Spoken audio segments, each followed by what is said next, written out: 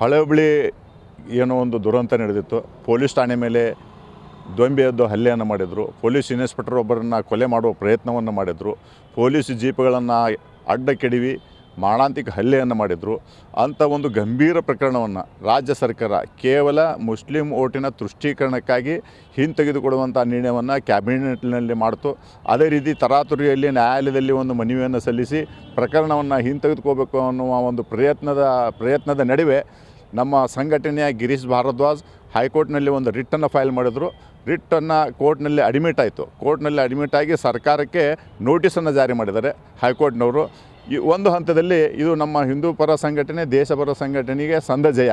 ಯಾಕೆಂದರೆ ನ್ಯಾಯಾಲಯ ಒಂದು ಪ್ರಕರಣವನ್ನು ದಾಖಲು ಮಾಡಿಕೊಂಡು ನೋಟಿಸ್ ಜಾರಿ ಮಾಡಿದರೆ ಆ ಒಂದು ಪ್ರಕರಣದಲ್ಲಿ ಒಂದು ಬಲ ಇದೆ, ಅದರಲ್ಲಿ ಒಂದು ಕಾನೂನಿನ ಒಂದು ಚೌಕಟ್ಟಿನ ಅಡಿಯಲ್ಲಿ ಕೇಸನ್ನು ಫೈಲ್ ಮಾಡಿದ್ದಾರೆ ಅಂತಲೇ ಅರ್ಥ. ಹೀಗೆ ಸರ್ಕಾರ ಪೊಲೀಸ್ ಇಲಾಖೆ ಮೇಲೆ ಹಲ್ಲೆ ಅಂದರೆ ಸರ್ಕಾರದ ಮೇಲೆ ಹಲ್ಲೆ ಅಂದರೆ ಮುಖ್ಯಮಂತ್ರಿ ಸಿದ್ದರಾಮಯ್ಯ ಅವರ ಮೇಲೆ ಹಲ್ಲೆ, ಏನೋ ಉಪಮುಖ್ಯಮಂತ್ರಿ ಡಿ ಕೆ ಶಿವಕುಮಾರ್ ಮೇಲೆ ಹಲ್ಲೆ.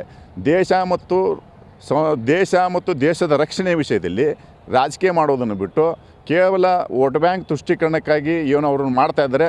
ದೇಶಪರ ಸಂಘಟನೆ ಮತ್ತು ದೇಶಭಕ್ತರ ಜಯ ಅಂತ ನಾನು ಹೇಳಲಿಕ್ಕೆ ಬಯಸ್ತೇನೆ.